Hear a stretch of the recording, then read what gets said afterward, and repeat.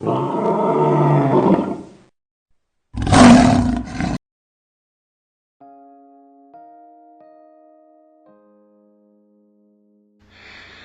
is the gift of God, or the cosmic power, seeking expression through you. When you are hungry, the life principle supplies you with a desire for food in order to preserve you. When thirsty, you desire water. When cold, you build a fire. When sick, you desire health. The limitless, cosmic one within you does not desire to express itself in any form of limitation. The desires, urges, limitations, and promptings of your deeper mind are always lifeward, urging you to rise, to transcend, to grow, and to manifest your desire for health, happiness, prosperity, true expression, and the fulfillment of your ideals, dreams, and aspiration. Desire is the gold which pushes you onward, upward, and Godward. Men who had strong desires and powerful ambitions to get what they want after and to achieve their goals in life made America what it is today, the greatest industrial nation in the world. For instance, Henry Ford desired to build an automobile. Then he had another desire still greater than the first, which was to put the whole world on wheels. The attainment of this desire gave employment to millions of people all over the world and blessed humanity in countless ways. Desire is the beginning, and its realization is the end and a solution to your problem. Failure to realize your desire is the cause of frustration, unhappiness, and illness. To continue desiring to reach your goal morning, noon, and night over a prolonged period of time, yet failing to get what you go after, brings chaos and confusion into your life and is the cause of endless suffering, mental, emotional, and physical. You create your own destiny. The Bible said, "Choose you this day whom you will serve," Joshua 24:15. You can choose right now to mold, fashion, and create a wonderful future. Your thought and feeling control your destiny. Emerson said, "Man is what he thinks all day long," and the Bible said, "As a man thinketh in his heart, so is he." Proverbs 23:7. The word heart in the Bible is also an old Chaldean word meaning the subconscious mind, all of which means that whatever thoughts, feelings, and beliefs and impressions you have made or have permitted others to impregnate your mind with have a life of their own in your deeper mind, and they dictate, control, and manipulate all your conscious actions. In other words, in an utter simplicity, what is impressed in your subconscious is also expressed outwardly in form, function, experience, and event. Over 100 years ago, Dr. Phineas Quimby said, "Man is belief expressed." Your future, therefore, is your present habitual thinking projected on the multidimensional screen of space. In other words, it is your present thought and belief made manifest. Your future is your present thought patterns grown up, and this is accomplished in the same way as a field reproduces a harvest in consonance with the seeds deposited therein. All seeds or thoughts grow after their kind. How a tremendous increase in business was achieved. A businessman who visited me and asked me how he should pray about his business said, "Everything is going wrong. I am going to be a failure. Everything is against me. Business is bad, and the worst is yet to come." I explained to him that he could reverse the entire situation by changing his thought pattern and keeping them changed. After reflecting on my advice, he began to realize that he had been actually creating the conditions he feared because his subconscious mind was constantly reproducing his habitual thinking. I further pointed out to this businessman that he could attain success, prosperity, and inner peace, or any other good thing in life he had felt entitled to, provided only that he would pay the mental price for incorporating into his subconscious mind the equivalent of it. Accordingly, every morning when he opened his eyes, he affirmed boldly, "Today is God's day. I choose happiness, success, prosperity, and peace of mind. I am divinely guided all day long, and whatever I do will prosper." Whenever my attention wanders away from my thoughts of success, peace, prosperity, or my good, I will immediately bring back my thoughts to the contemplation of God and His love, knowing that He careth for me. I am a spiritual magnet, attracting to myself customers who want what I have to offer. I give better service every day. I am a wonderful success in all my undertaking. I bless and prosper all those who come into my store. All these thoughts are now sinking into my subconscious mind, and they come forth as abundance, security, and peace of mind. It's wonderful. He started using the above prayer each morning and night, and before the end of the month I received the following letter from him. "Dear Dr. Murphy, this is a thank you letter to let you know how much I got from the interview I had with you some weeks ago. I now know that I have a right to anything that would be good for me, or that would make me healthier, happier, more successful, and more useful. I had never thought that the desire for success, prosperity, and advancement was the urge of the divine presence in me, telling me that the time has come for me to take a step up the ladder of life. Now I know that the will of God or life for me is much forward, to conquer, to rise, and to achieve great things all along lines. I am grateful for your emphasis on the truth that one of the things holding me back was that I thought I had the right to something that belonged to someone else. I now know it is a dead wrong to infringe on the rights of others or to covet their goods or prosperity or wealth. I fully realize that God can give me all the wealth, happiness, success, and opportunity in life without infringing upon the rights of anyone else.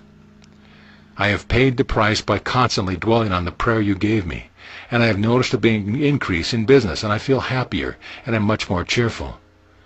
Over my desk I have placed a beautiful printed card, "In all the ways acknowledge Him, and He shall direct thy path," Proverbs 3:6. The price I paid was mental acceptance and application of these truths and remaining faithful to them. He stopped blaming fate and achieved promotion and financial success. Some months ago, while staying at the Kona Inn, a favorite resort at the Big Island of Hawaii, I chatted with a man by the swimming pool in that lovely spot. This is the gist of what he said to me. "I came here for a week to get away from it all. My life is a daily grind. I get nowhere, even though I work hard. I am bored and jaded, and life for me is monotonous. I eat, sleep, work, and look at TV. I hate my work. There is a cruel fate holding me back, for I try so hard and yet can't make ends meet." I gathered in conversing from this man that he actually had borrowed the money from his sister in San Francisco in order to have a week's vacation. I said to him that I would give him a simple, down-to-earth, practical formula that would completely turn the wheel of fortune and enable him to acquire wealth, success, happiness, and the full realization of his ambitions in life. He listened avidly to the meaning of "Whatsoever a man soweth, that shall he also reap," Galatians 6:7. This means that if you plant thoughts of lack, limitation, strife, bitterness, sickness, poverty, and contention, you will reap accordingly. You must remember that your subconscious mind is like the soil. It will grow whatever type of seed, thoughts, or mental imagery that you plant in the garden of your mind. You sow thoughts when you believe them wholeheartedly to be true, and it is what you believe deep down in your heart that you demonstrate for yourself and the world. This man had studied Emerson's philosophy in college, yet had never understood it. He merely read it as literature. Emerson wrote in his essay on fate, "He thinks his fate alien because the copula or connection is hidden, but the soul or the subconscious mind contains the event that shall befall it, for the event is only the actualization of its thought, and what we pray to ourselves for is always granted. The event is that the print on your form, it fits you like your skin." This is the formula I gave to this man to use morning, noon, and night. God is my power, and within me is the cosmic power to overcome any condition. I was born to win, to succeed, and to conquer. I find a great thrill in mastering difficult assignments. My joy is in overcoming and getting what I go after without infringing in any way whatsoever on the rights of others. Neither do I want others to do that which they would not want me to do to them. I know that the cosmic presence within me can and does give me all the happiness and opportunity I need without interfering with another person's right. I am now in touch with the eternal source of all supply and all good, and the divine presence is bringing me peace, happiness, joy, success, prosperity, and full expression through divine and legitimate channels. God shows me the path. I trust the divine intelligence within me, and I am divinely directed and guided to my true expression in life and to the fulfillment of my heart's desire. I wrote this prayer for him by the pool and explained that as he affirmed these truths consciously and with a deep abiding faith, they would sink down by osmosis to his subconscious mind, and the latter, being one with the cosmic mind and boundless wisdom, would compel him to take all steps necessary for the fulfillment of his dreams, and then he would get legitimately and through the divine way whatsoever he was going after in his life. This young man discovered that he was not a victim of cruel fate. Neither was he condemned to live a life of mediocrity, poverty, and miserable conditions. He broke loose mentally from false ideas and beliefs which had held him in thraldom and bondage. The following letter from San Francisco attests to his complete mental transformation. Dear Dr. Murphy, I was glad to talk to you in Kona. I had never heard much about the subconscious mind and its powers. I have followed the formula you wrote out for me. I apply it 3 times daily, and when negative thoughts come to me, I immediately reverse them. I have discovered that what you told me is true, that the negative thoughts have gradually lost their momentum, and I am now a constructive thinker. I am now attending a course in business management and also brushing up on my Spanish 3 evenings a week at the university. I have been promoted to assistant manager and have received $50 weekly increase in salary. I am on the way up. I am also studying the power of your subconscious mind and find it a treasure house of knowledge. Many thanks. How a salesman broke blocks to closing sales. A few months ago, I received a letter from a man in New York City in which he stated that whenever he was about to bring a deal to the point of completion, the doors seemed to jam tightly and everything would collapse at the 11th hour. This has happened time after time, which he is supposed to have the prospective client sign on the dotted line. Suddenly the client becomes ill, or his wife dies, or he meets with an accident.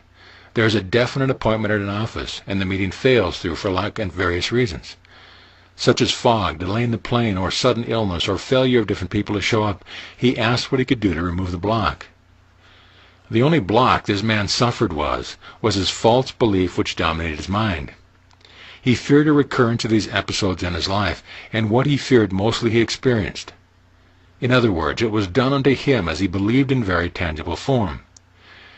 In my letter to him, I pointed out the way to harmony, success, and prosperity was within himself. He did not have to beg, supplicate, or beseech God. All he had to do was change the stream of his mental thought and imagery. I emphasize that the affirmation I was about to write for him possessed their value only because of his thought and understanding of the laws of his mind behind them, that he could, for example, recite the Declaration of Independence and the Bill of Rights and still have little or no understanding of the true meaning of Americanism. Following my directions, he reversed his mind as follows. I know that there is only one mind which created all things, and my mind is one with the cosmic mind. I meditate on my inseparable oneness with this cosmic mind power, and without strain or stress or any great mental effort, I let my thoughts and mental images sink into my deeper mind. I am quiet in the assurance that these thoughts will return fabricated and manifested by the cosmic mind who created the universe.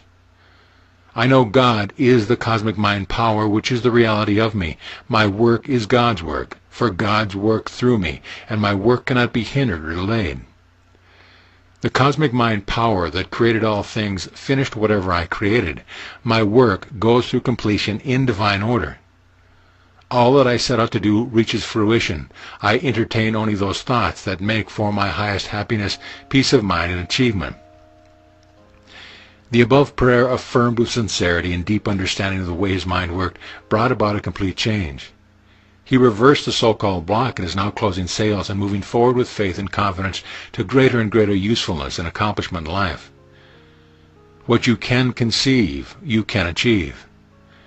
An engineer in London, England once said to me, some years ago when I first started, I failed miserably in 3 assignments given to me, and my supervisor said to me, you are fearing failure and you expect failure, and it is what you really expect deep in your heart that you experience.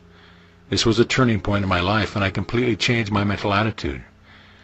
I admitted to myself that I had faith in failure, not in success in getting things done. From that moment on, I had faith in success. My motto becoming anything I can conceive and believe possible, I can achieve. My new attitude is the reason behind my being the director of this engineering firm. I would suggest that you inscribe in your heart this engineer's quotation. Anything I can conceive and believe possible, I can achieve. This engineer began to realize there was an almighty power within him, the cosmic giver of all gifts, which he could tap. He began to find the answers, the power, and the wisdom to accomplish things which he previously had to believe to be hopeless. He looked forward to achievement, victory, and triumph, and his faith became contagious. All the men working under him likewise became imbued with the idea of success and triumph, and they also accomplished great things. This engineer's favorite Bible quotation is, every valley shall be exalted, and every mountain and hill shall be made low. Make straight in the desert a highway for our God. Isaiah 40:3-4. Chapter summary. Desire is the cosmic gift of God. The desires, urges, intimations, and promptings of the life principle within you are life's way of telling you to rise, transcend, and to grow. You mold, fashion, and create your own destiny. Your future is determined by your habitual thinking and self-imagery, and your subconscious mind faithfully reproduces what you think all day long. Emerson said, "Man is what he thinks all day long. Change your present thought for the better, and you change your destiny for the better." You have to pay the price in order to get what you want in life. The price is to learn the cosmic law of your mind, and then to give attention, devotion, and nourishment to your ideals.